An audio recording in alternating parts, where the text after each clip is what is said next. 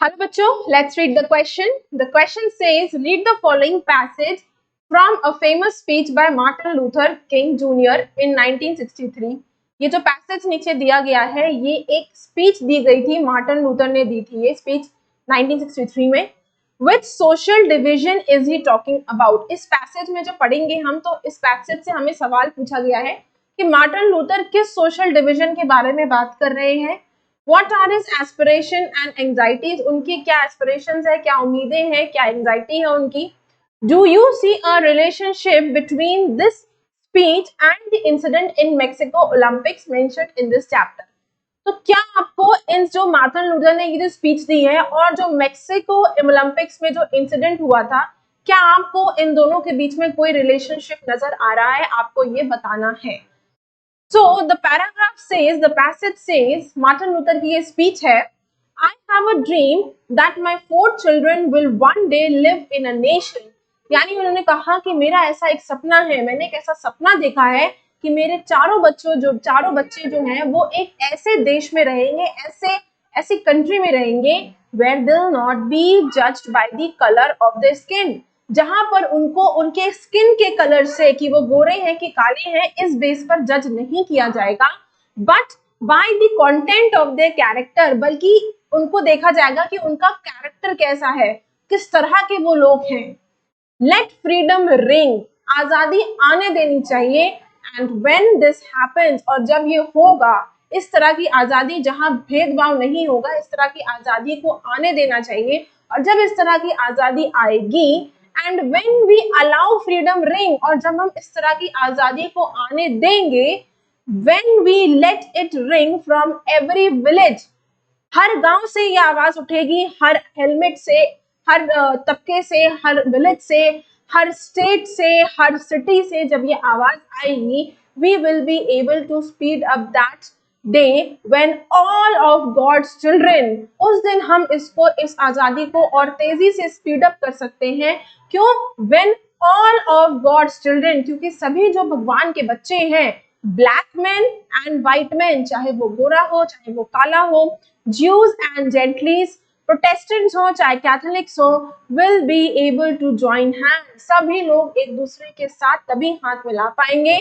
And Singh in the words of the old Negro spiritual, और जैसे old Negro spirituals थे उस तरीके से उस तरीके से लोग हाथ मिलाएंगे और क्या करेंगे, उनके शब्द गाएंगे. किनके? ओल्ड नीग्रो स्पिरिचुअल्स के शब्द गाए जाएंगे.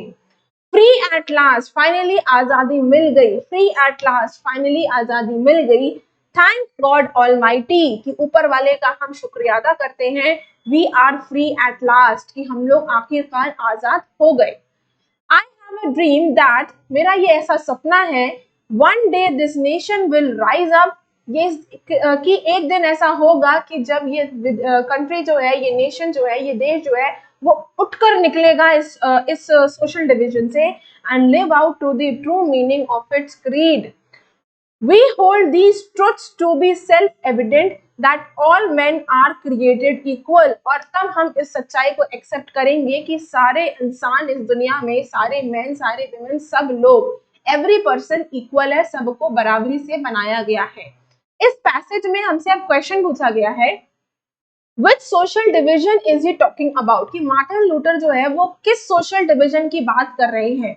So the answer is Martin Luther King Jr. is talking about evil practice of racial discrimination in America. यानी मार्टिन लूथर किसके बारे में बात कर रहे हैं? ये जो रेशियल डिस्क्रिमिनेशन है, व्हाइट्स और ब्लैक्स के बीच में जो भेदभाव है, इसके बारे में, इस सोशल डिवीजन के बारे में मार्टिन लूथर बात कर रहे हैं. The Afro American community of blacks, यानी ये कम्युनिटी किसकी थी? ब्लैक्स की थी.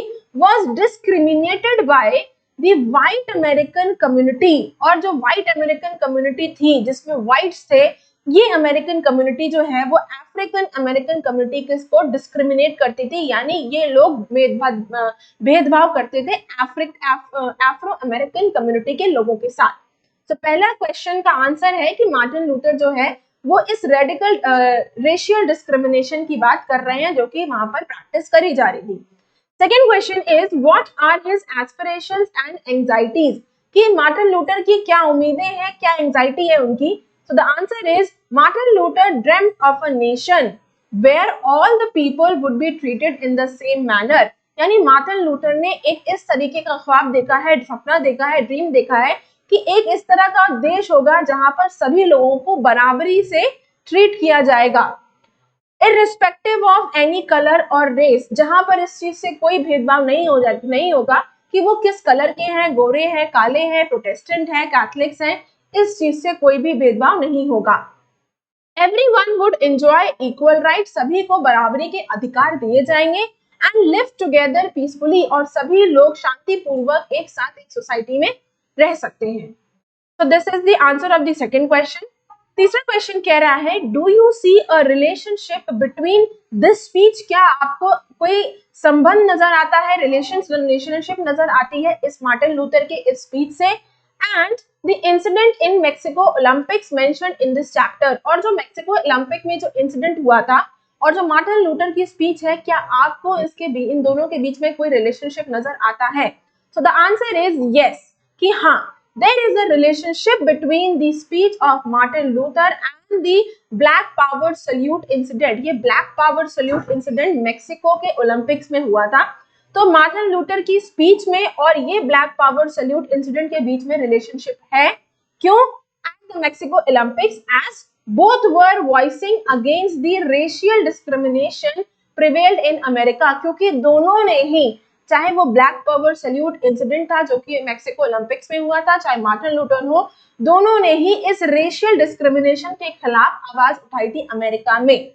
सो I hope you understood the question as well as the answer. Best of luck.